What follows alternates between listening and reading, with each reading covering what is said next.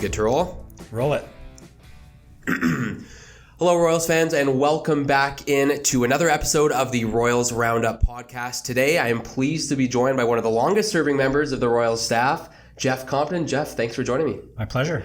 So, obviously, you've seen a lot of history. You've seen a lot of things over the years here in Victoria. So, just to get started, when was your first year as a part of the hockey organization, Victoria? Because I know there's a little bit more than just the Royals. Well, you have to tell me the exact year, but if we want to go back in time a little bit, when I first, I escaped Ottawa back after my college career and tried to find hockey when I moved to Victoria, and it took me about 10 minutes to find the old Memorial Rink. So I was here when this was an old, falling apart rink, and bore out the challenges of getting a new arena built and on and on. And so was very fortunate before the Royals came to be. I was with Mark Morrison and the Victoria Salmon Kings. Yeah. So I had a few years there and transitioned with a few years with Prince Albert Raiders. So I had to get special permission when the Royals joined the league to have myself consulting. At the time, was consulting as a strength and conditioning coach. So that was Bruno Campesi was a head coach, and Craig Bedard. They brought me in there to bring some fancy testing technology and trying to get their culture switched over. So it's kind of a special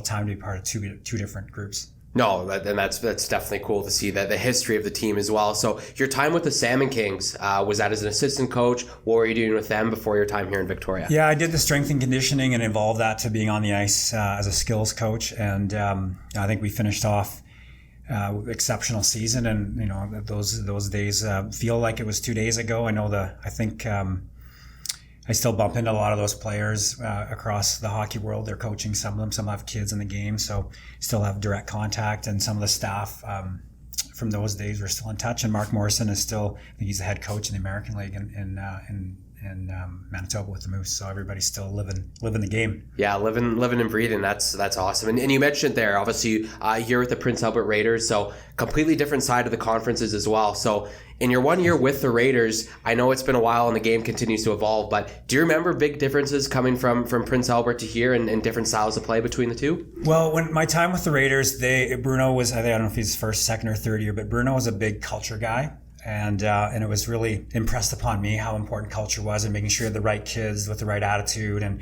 And so one of my purposes was to bring in an intentional fitness and effort and work ethic. And so we set some standards. It might have been a bit too high sometimes if players didn't meet a certain standard of a beep test, for example, they couldn't play. So they did a great job teaching me about culture and using fitness as a tool, but also your player personnel. And so when we moved to getting the Royals franchise in place, and that was an interesting time too, because I was privy to knowing that the Salmon Kings were working their way off and new franchise was coming in, and there was a bit of mystery while we waited to get approval for the name. I knew for sure that it was a potential copyright or licensing infringement because another professional team had the same name, so we're trying to figure out what that was, and probably should have been obvious to me at the time, but so it was kind of neat to be part of that unveiling and then getting our first group of players in the door.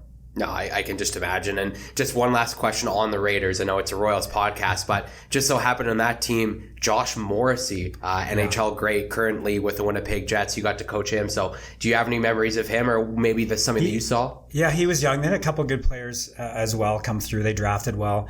And again, it was new to me. And being up in the middle of the country, really, in the most northern, I believe, and certainly in Saskatchewan, just like a typical Canadian town, and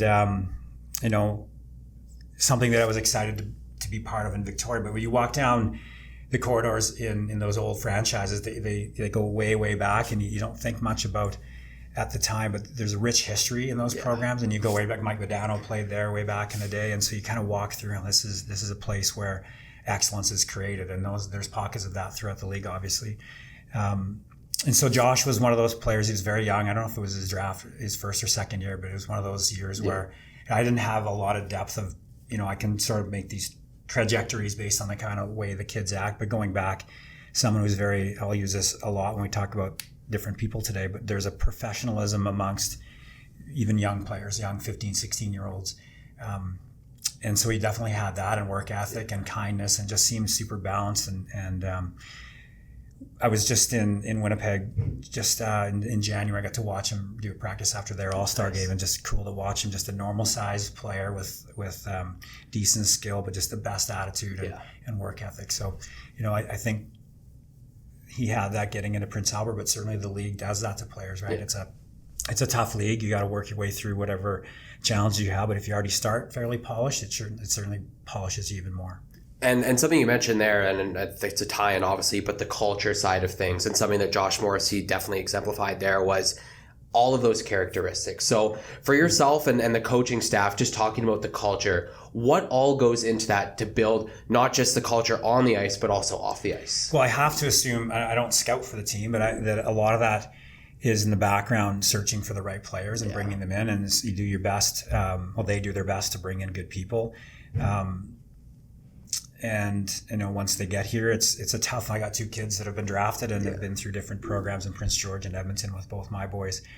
And can you officially define what culture is? I'm sure there is a definition for that, but you can for sure feel it, and you get sort of the kids call it vibe. So that comes from drafting and having good people, and having a clear sense within your brand on what's important, right? And so, is it win at all costs, or is it create people? And so that's the first part, draft them well, and then you have to nurture them through the environment. And then the next most common, there's a couple of touch points besides coaching, and of course we want to take as much credit as we can, but certainly, going back to the type of parents that these kids are brought up by. But then we store these kids in billet houses too, so the culture's pushed through and maintained with our billet families, because that becomes probably where they spend the most time. And then the next most amount of time is with their peers. So you got to make sure that you do a good job of bringing good veterans in there, and that they're portraying excellence wherever they go. And then certainly within the coaching staff, to the control that we have, it's just about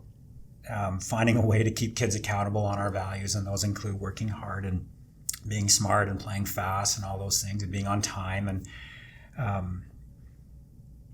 so it's a multifactorial algorithm to get good culture here, but it's one of those things, if it's defined and we want it, then we can make sure if we see any type of non-culture, we either get rid of it or it adapts. And I think we've shown that over the years. Yeah, and especially this year, I know it's my first season, but just to see the guys in the locker room, it's definitely evident that the culture is very good here. And I think that's a testament to the coaching staff as well. So it's very well received, at least from my point of view.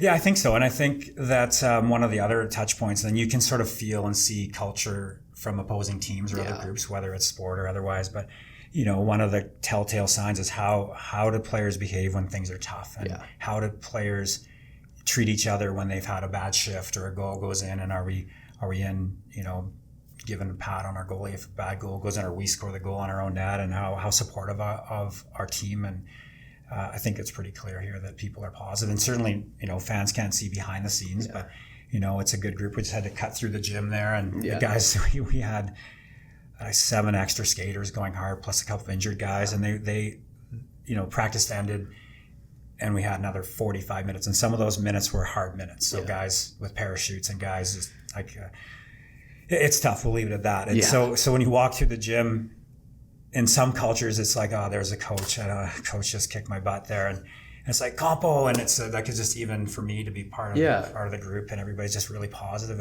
and those guys weren't stretching; they were bagging themselves on a bike. So great culture. Yeah, I think that says a lot as well. Just seeing the willingness. Obviously, a tough first round matchup. It's obviously. It's seen around, but to see that they're putting in the work behind the scenes and just still wanting to get to that next level says a lot. But that's not today. We didn't just go, oh crap. No, we should probably get ready for the playoffs. We should probably practice harder, but it's a combination as you tune. It's not your question, but as we're tuning for the playoffs, we're refining and just cleaning a few things up, and we've had some injuries, so those are cleaning up. But it's a full year thing. Of course. And obviously it's even more than that, but certainly the year has been, it's in preparation. It's a day-to-day thing. It's a week-to-week thing. But ultimately every team is playing for the playoffs, and every team wants to win win their last game, right? And so and so it's kind of just another day, and the next game happens to be a playoff game. Yeah. And I think our guys are ready. Again, not a question you're asking, but I'll just divulge that to you. That I think we're ready to go, as ready as we can be. No, it's going to be a good series for sure. And I have a lot more questions about this current year, but I want to swing it all the way back to some of the early years of Victoria Royals. There's some names that I'm sure a lot of fans are going to hear and remember cheering on. So two players I want to start off with, Steve Hodge and Keegan Kanzik. Two infamous names. What can you tell me about that? So the other thing that is a struggle for me is remembering. I know those guys for sure and their names. I don't know their middle names, but we don't often call players Stephen Hodges. So when they're like, who's Steve? So Hodgie and Canner. So Keegan Kanzig, obviously, but Hodgie. So again, that's going back to our first year, right? Yes. And new rink, new setup with Royals banners instead of or branding instead of Salmon King. So it's kind of a neat switch. It was a big switch for me, actually, bringing these memories back here to having, pros that were just trying to find their way back to the NHL or get back to the NHL. And the East Coast League is a strong skilled league. Yeah. I don't know if people know that. And then to switch gears to kids, but they're not. They're still 20-year-old, 19-year-old, most of them, and several of them. It was exciting to just get back to some younger kids with lots more potential to coach them and develop them. And so going back to your first question about Hodgie and Canner. So again, not knowing these guys super well day one and just seeing how I think guys are excited to be moving. Like there's lots of other, like, have you been to Prince Albert? I love my time there. Yeah. But it's, a little bit different. And it's again, it's spectacular culture, but we're not shoveling a lot of snow here in Victoria, and there's mountains and there's waterfalls and there's beaches and I think the first year we took them to my favorite secret sand hill to do some horrible fun stuff, running up some sand hills. I'm sure there's video evidence online somewhere of that. But just both, we talked about both, and very serious about their game, very professional about their approach. And both of those players live to be hockey players, and it's been great. I still get to coach against Stephen Hodgie, and he's doing a great job with his team over in Delta, and Kanzig, Keegan's, I stay in touch with him. This is a bit of a sidebar here, but I brought one of my teams. I coach at Shawnigan and brought my team to Hitmen game. It was Hitmen versus Edmonton. I got some tickets, and I'm sliding in and trying to get my kids to not knock anybody's alcohol over, and there's this big guy in my way, and it's like, excuse me, I look up, he's 9 feet tall. I'm like, Canner? He goes, Compo? So we're at... What are the chances of that? Yeah, and so we're there. So instead of watching the game, I just talked to Keegan at the game. And so I think he's working in the fire department, and he's known for his physicality. So I think he's training guys and staying busy. But yeah, those days feel like it was seconds ago. Yeah. No, I can just imagine. And a couple other names, of course, those are the early days of the Royals. Then you move over to the 2013s, the 2016s. There's some other big names we got to talk about. I'll list them kind of off one at a time, and you can maybe give me any tidbits you want. So we'll start off, Joe Hicketts. Yeah, Joe was famous before he got here. I don't know where we drafted him, but there was a lot of Joe Hicketts kind of noise. Yeah. And seeing this guy, I'm like, he's not very big. But as soon as he got his skates, I'm like, that kid moves pretty well. And when I think Hicketts, I just think of his smile. I don't know if his face could fit any more smile. He's just always happy. Hicks. That was with Dave Lowry as our head coach. And Dave is obviously an exceptional coach, and he's in the NHL for a reason. But Dave had his way of getting his way across, and sometimes it was just like a look, and so that would cause me to crumble as a player probably. But I remember Joe carrying the puck outside the dots, one thing you're not supposed to do, get in the dot lane, and Dave said something like, Joe, let's and Joe's response like, okay, sounds good. Really easy to coach, positive, took everything in a positive way, and like that speaks a ton to his home culture and his parenting and how he's brought up, and just a real jovial, positive, professional guy. And anything that went wrong, he always saw the positive, and and no surprise, he's made his way through professional hockey, and good kid. And he became, he had to work his way officially as a leader, but I think the very first moments of him being in the room, he demonstrated some leadership. And obviously when you're a rookie, you just, stay at the toe of the line and keep your mouth shut. But yeah, he was an exceptional captain for us. No, as well, exactly that. And as well, of course, the tie into the World Junior teams and the assistant captain in 2015 as well. That's right. And I think that speaks volumes, like you mentioned, the leadership style that he had. Well, if you go back to that game, I think he was World Juniors for 2 years. I think we won, his first year he won a gold medal. Yeah. And the second year was a bit trickier. Either one of those 2 games, I remember him killing a penalty, and he took a wrist shot from his zone somewhere and shot, I don't know if they're killing or not, but shot it over the glass. So got a delay of game penalty, and that's a pretty devastating mindset. And you talked earlier about culture, and he didn't slash or slam his stick and get mad. And he just, I just remember seeing the video of him just calmly going to the box and taking his lumps. And who thinks the kid's going to shoot the puck over the glass from his own zone and get a delay of game? But yeah. No, that really speaks volume of his character as well.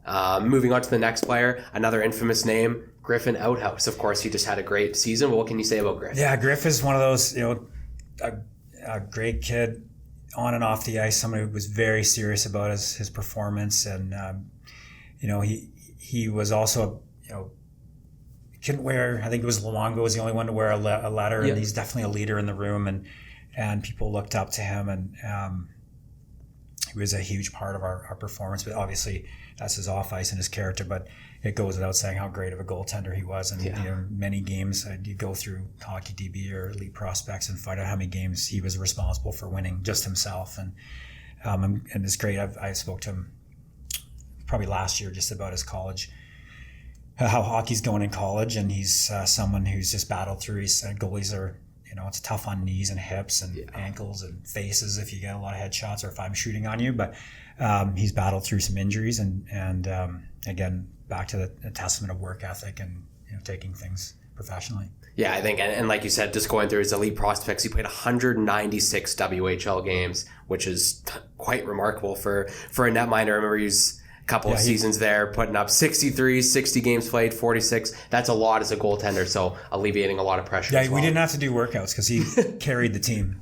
Yeah, that's fair. And then another big player, of course, Taryn Fizer, another captain in Royals history. What do you remember about Taryn? This is the thing with excellent players is they're very similar. They have a positive approach, and the same.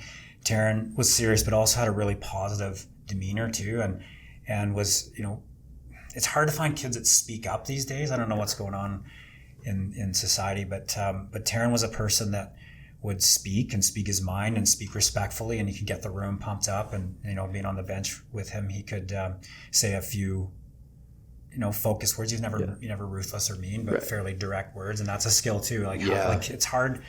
I struggle with this with the other younger groups that I coach. The skill of giving feedback and receiving feedback. We need like a master class on that for our youth today, I think. But he definitely could write one of those master classes on how to speak to kids, and just someone who you never knew.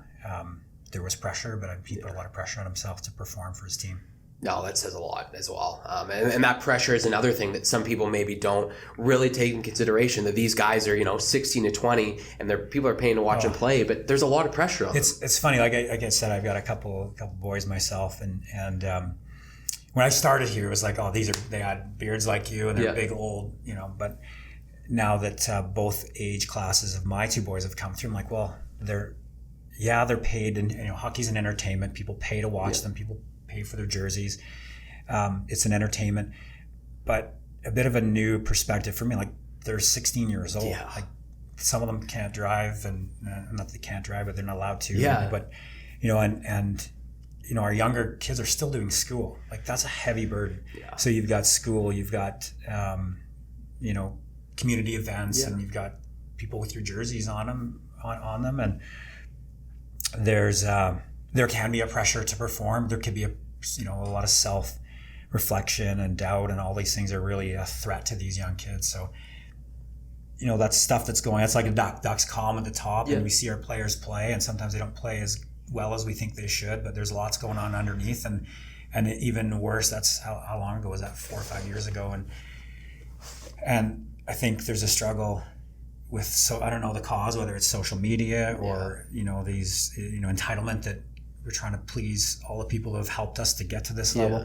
So there's all this extra pressure potentially, and so that's back to keep circling back to culture, making sure that we're sensitive to that and aware to that, and we're direct them. So that's a lot on Taryn, but great kid. No, for sure, and I think that says a lot about him as well. Like, definitely well deserved of those words. One more player I want to touch on the alumni pass before we kick on more questions about this year. All-time great Matthew Phillips. What do you remember about him? Yeah, so Matthew came here. It's like we're doing now. We bring some of our young guys in to get to feel the program and get used to the culture and the lifestyle. And Matthew came in similarly at the end of the season, and they're like, "Okay, Compo, go take this kid." I'm like, I don't want to sneeze. He might fall over, and not a large man and young man.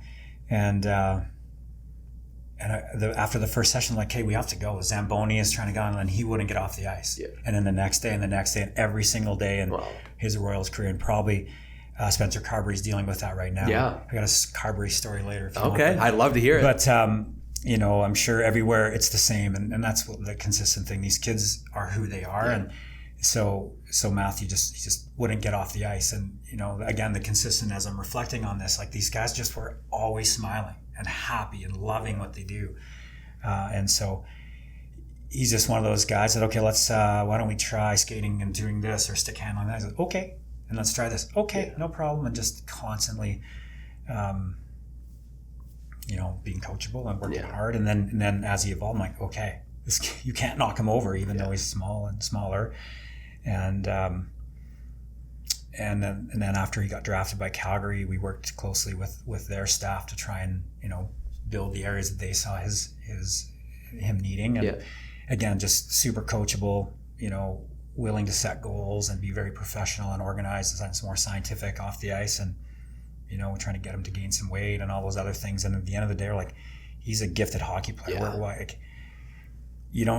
always say, even though I work in the strength and conditioning world, like, benching 400 pounds, like, you don't score goals by bench press or squats or how big you are. And so he's a classic example of, like, hockey IQ, be smart, have great work ethic, have a love for the game, and that will take you a lot of places. That says a lot, for sure. And it's cool to see, like, I know he's bounced around a little bit this year between Pittsburgh and Washington, but just to see, and before the game as well with the Capitals, have Alex Ovechkin, I don't know if you've seen the mic'd up moments or anything, just firing up Phillips. And I think that says a lot about his character and where he's at now. Yeah, and everywhere he goes, he's someone, again, like, it's hard when you walk in a room and you're adding to the room with your energy. He's someone who does that, and all these players do that. But Spencer Carberry, so I guess it's a sidebar. Let's hear it. Let's hear it. Washington Capitals podcast, but one of my, if not the very first young athlete I started working with. So when I moved out here, I didn't have enough work, so we started doing private training, and Spencer Carberry was one of the first. Full head of hair and full work ethic, and one of those first pathways of understanding how hockey actually works, and he made his way to Junior A and got his scholarship up in Alaska, and then kept battling through as a player. So it's really exceptionally cool to see a local kind of star making it as a head coach. So that's spectacular. But it's neat to see the world, like the hockey world. We could go through and do a podcast on how many, what is it, Kevin Bacon? How many steps from Kevin Bacon? Yeah, that's the chain continues. It's so close. Like, so, but the tie in there. Yeah, the tie in there. But certainly someone that's going to make a team better and enhance any culture for sure. No, that's definitely awesome. We're going to take a quick break and hear a message from one of our partners at Driving Unlimited. Driving Unlimited Academy is now serving Victoria. Their graduated licensing program is ICBC approved, so the student will qualify for 6 months off their N license and receive 2 high school credits.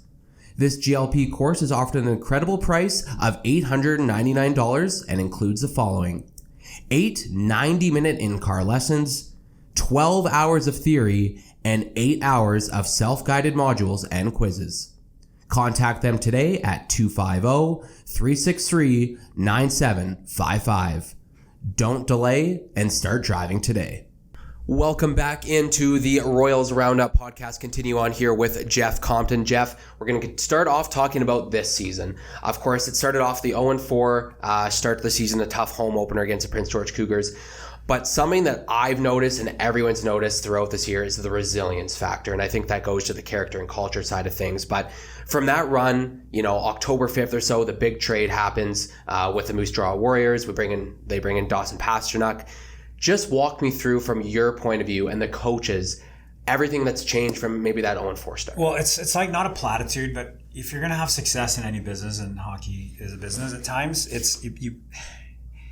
I'll say it, like, it's process. You have to, and if all of us are grounded in process, of course we want to win. Coaches, we want to win. The players want to win. We want to get points. We goalies want to stop all the shots that come at them. But it's an ingredient of resilience. If you can really make sure the process items are the right ones and they're clear, and you're measuring everything up against those, then the wins and losses will take care of themselves, which again, it sounds like a platitude, but I think you have to believe that. And I think I've seen that, and that was an expression of that start 0-4. But now you're seeing PG right now. It wasn't us being bad and really a ton on us that they were a good team, and we were as prepared as we could be. And at the time, we just kept making sure the video was clear on how are we performing and what do we need to do, and forecheck or whatever the details of our on ice. And just focused on that. And then the other element to that too is that we have, you'll know the exact data here on number of 05s we have from that draft year. Let's pull it there's up a bunch. Sure. And so, the development of a player isn't linear, right? So it's not like every year they're 25% better over a 4-year career. So what's happened is you can just see the evolution of a bunch of our players. And so there's comfort, there's confidence, there's age discrepancy, because now they're in the majority of the age and they're playing against, younger players. And so they can have a larger impact on the game as a whole. So those things, amongst others, contribute to the switch and the turnaround. And certainly, having healthy players and having the addition of those other traded players helps a big time. Yeah. And something we talked about earlier, and I just, for these players that are 16 to 20, they're going through all the other things in life. There's also the ups and downs of a hockey season. So for you guys, and obviously, it was documented the tough start and how great it turned after. So for you guys, how hard is it just to manage the ups and downs of not just what's on the ice, but also the personalities of the players, what they go in the day-to-day? Yeah, that's a heavy question in a way. But to start with the players. So, what is it? Players don't care. What's that quote? They don't. Oh, I'm trying to pull it off here. It's a quiz. That's a quiz for you. I'll try and figure it out here. We can touch back on that. They don't care what you know until they know that you care. Okay, there we go. I wasn't going to get that. So, but you have to know your players, and certainly, and our coaching staff have different personalities too, and so and our off-ice staff are world class. So everywhere players go, they'll bump into someone that can adapt and help them through it. And that goes with our education staff and our medical staff and our sport performance, all the whole group. So somewhere in that mix of staff is someone you're going to connect very well with. And I think we all do a good job of connecting. And so certainly managing the ups and downs starts with knowing your players, and not all kids. In fact, most kids aren't going to say, "Hey, I'm feeling this way, solve my problem," because there's, most humans don't want to showcase their stresses or their inner thoughts or their weaknesses. So there's a bit of an intuition, this coaching staff's been coaching for a while, so that helps. That's a big part of it. But it does go back to just still as a group and is keeping them focused on what's important. And so whether that's being first on pucks or defending with stick on puck or blocking shots, or what are our offensive routes in the offensive system, what are our face-off plays. And so if you can take, there's a ton of chance to be very distracted in the world of hockey, of course, on and off the ice, coaching or play. There's a million distractions. We could go on and on, but there's zero distractions if your brain and your mind are focused on the execution. And so I think really that's a big part of the process. So today we're working on our face-off structure and we're going to work on some conditioning. We're going to do this. Then if the mind is on those things, then it cannot be on maybe we suck or maybe we're not very good. And I don't think we've ever thought that. But if there was, we're all humans, and so if there wasn't an element of some player not feeling they're good at something, then that's treated with respect. It's like, okay, hey, your face-offs we need to be better at your face-offs. We're not disparaging kids. It doesn't do us any good. So coaching style and just, shining a light on the right things, I think is the way to get through tough times. No, for sure. And then but they don't have to be classified as tough times. Like failing forward kind of concept is like, okay, that the game is there to teach us. One mindset is the game is there to teach us what we need to work on. So the game does its job, we go to work. And we play another game, we go to work. And, if you look at it that way, then every game teaches us. And it's harder to teach kids based on wins, for sure. And certainly we learn a ton. And ask any player, there's been many games where we've won and we were like up the next day early and watching video of things that weren't executed properly. So there's and trying to teach kids about false positives and false negatives and keep everybody in line. And like exactly like you said there, a big tie into that. 6 comeback wins in the third period in the first half of the season was remarkable. And I think that is a big, very evident with the resilience factor of this group. But when you guys look back as a coaching staff on those games, what did you see from those moments, and what does it say about the group to have that many comebacks? Like one of the quotes here is like, what's the score? 0-0, whatever that score. If we're down by 2, it's 0-0, get the next one. Yeah. We're up by 6, it's 0-0, defend properly and do those things. So there's certainly a mindset, but when we're providing feedback, it's always about process. So it's not like we need 7 goals, get 7 goals, then you can't, like that's too far out of reach for anybody. Not one person can go down and score goals at will. So it really, it's a testament to defending first. And so if we're down by 1 going into the third or with 5 minutes left, we got to defend properly. So that really speaks volumes of our goaltending and our defensive core and how well the forwards play defensively for those games, for sure. And then, for sure you create your own luck is a saying as well. So create your own luck, but why not believe? Why not believe you can? And so that goes a long way. And so those beliefs are still sitting there. So if we're down by 1 or 2, then that's going to see itself in the playoffs. No, exactly. And it definitely kept a lot of people on the edge of their seat throughout. So definitely exciting. Hockey's entertainment. Yeah. So I wish we could say we did that on purpose. I think when you're coaching, a nice 3-goal lead is a lot more easier on the hair loss, but hey, a win's a win at the end of the day. But so I just want to touch on a couple players here. Of course, a lot of players had fantastic years from top to bottom, but there was 4 players I wanted to touch on that have been here for a couple of years now that you've got to see the development from, maybe on and off the ice. So player number 1 is Tanner Scott. He's closing in on 50 career goals now in the WHL. A great season here with the Royals. What can you tell me about Tanner? Yeah, Scotty. Yeah.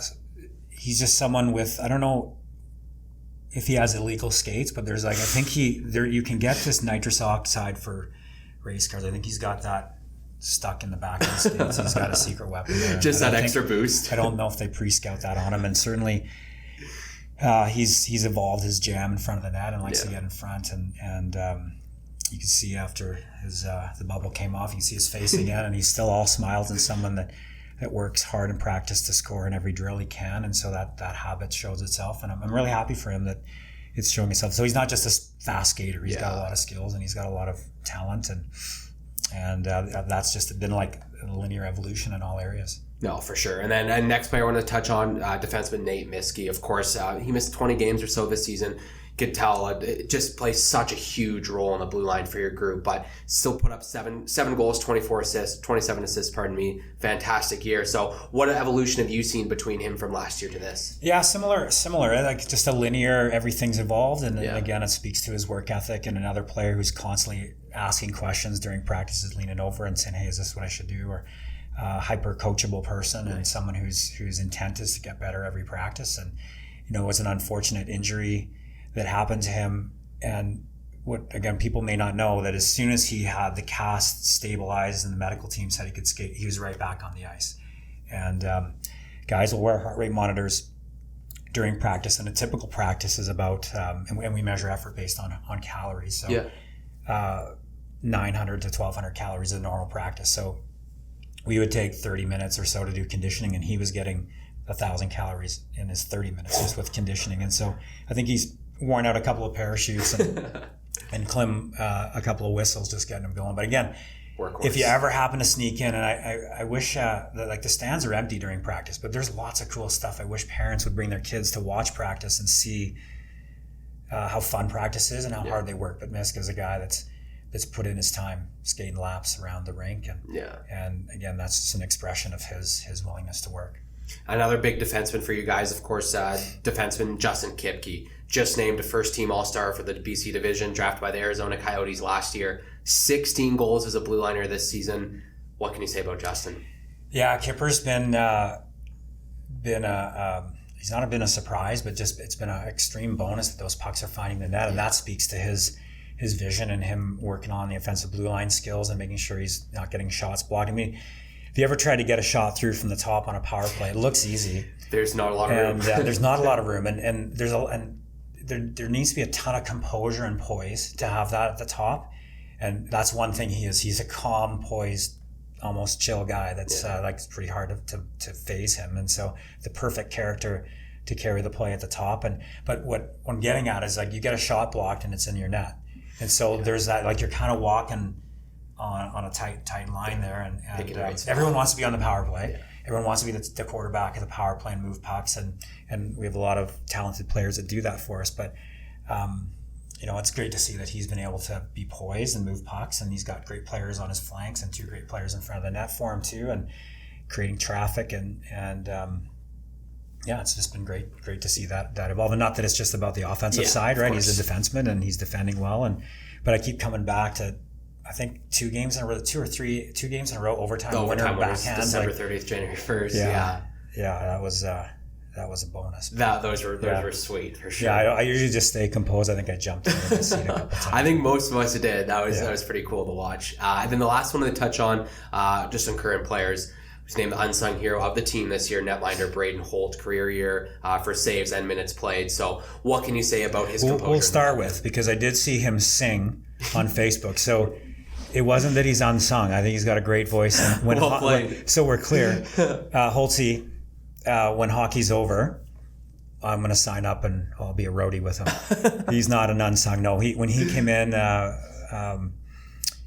we definitely needed goaltending, and he stepped right in there. And again, speaking of poise, right, and calm, and he's someone that's out here with Lyndon and Kai and working on goalie tech and doing extra, and one of those guys that is you never have to ask him to do more work, and constantly refining his craft, and very, very professional is the word I'd use in his approach, and poise. And he's one of those guys that when he needs to say something, he has that in him, and most of the time he's a calm support. But he's what people don't know, he's got a ton of energy in him too that he provides to the team, and a huge part of our success. Yeah, no, it's definitely well received, and you can see how much he means to the team for sure, and just a great player to watch. Moving on, of course, the important factor right now, and everyone looking forward to the playoffs. But the next thing, the future of the team. There's a lot of players, a lot of promise. Of course, a lot of draft picks also acquired for management this year. But just a couple players I wanted to touch on. Maybe don't need to give points in all of them, but the Cole Reshny, Seth Friars, Deegan Kinneber, Jaden Krause, Keaton Veroff as well. But when you hear names like that and you think of the future of this Royals team, what does that mean? Yeah, I think it's just another progression, and you have talented players that have, some of them have been here for a little while towards the end of the season, and those guys, back to the starting question, just consuming the culture and understanding what it takes, what it's going to be like moving forward, and it should be an easier season for them. They've seen the league, and we should have better performance, and not to jinx anything, but usually just having some, I think that's where confidence comes from, seeing yourself do it, and we've, the pace, James and Klimmer run off high-paced practice, and so those guys are able to consume that, and so the expectation is that they bring that next year, and the expectation is with our 08 and the 09s being drafted this year that it's just going to continue. And like I said at the beginning, it really starts with that. You got to get your players in the door and build from there. And kind of just moving into the final end of the podcast now, I have two more questions for you. One is going to be, I know you have a lot of different roles as a coach, but for people on an outside perspective that maybe never coached, been a part of a team, what is one task that you would say people wouldn't realize how much time actually goes into? Well, I think it's just back to knowing your players and getting to know how they tick, and understanding when, there's a word out there called overcoaching, and so I've raised started coaching with my 2 boys back when they were 5 or 6 years old from a team perspective, And one of the things that I always struggle with is, why are you going to tell a kid always what to do and how to do it? I think so. Knowing when to speak and when not to, and when it gets to this level, it's like, I'm cruising around at practice. I don't have to tell every player every mistake. So they're trying to read on when do you want a correction. Reading their body language. Is today the day where they need a correction? Is today the day where they just let it go or give them support? So I think it's such a fundamental platform to their performance, is just understanding, what do they need to hear and when.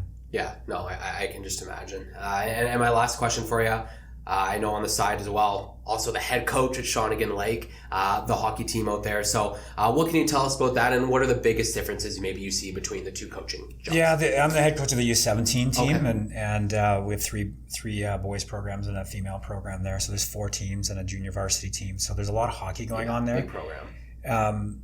And it's been another 10 or 11 years coaching there as well. And it's the difference. The difference is in all the teams in the sports school league, like it's a full slate of education. And so those kids some of them are grade 10. We don't have many grade 10s or 11 or grade 10s here, but the workload is heavy. So just trying to manage the brain and the grit and the resilience of kids that are just trying to get the skill of managing their time and finding time to train and knowing what to do and all that kind of stuff. So that's one of the differences for sure. And I think anybody in the sports school league are dealing with mindset and skill acquisition and identity, and like there's just a boatload of personal, social challenges at that level. But at the end of the day, it's hockey, and so kids want to shoot pucks and skate and play games. And so in that regard, wherever you go in the world, hockey's hockey. And so there's a ton of similarities, and I think every kid that I get to coach there wants to move to the next level. So it's really kind of the same thing. Just find out what they want, what they need, and provide it. Yeah, no, it sounds like a pretty rewarding career at the end of the day, something that you get to do every day. I get to do it, yeah. It's a privilege. Well, Jeff, thank you so much for joining me today. It's been a lot of fun, and I think the fans are really going to like this one. Yeah, my pleasure. Well, Royals fans, that wraps things up for episode number 18 of the Royals Roundup Podcast. Don't forget, playoff games at home 3 and 4 taking place on Tuesday, April 2nd and Wednesday, April 3rd. You can get your tickets from victoriaroyals.com. We'll see you next time.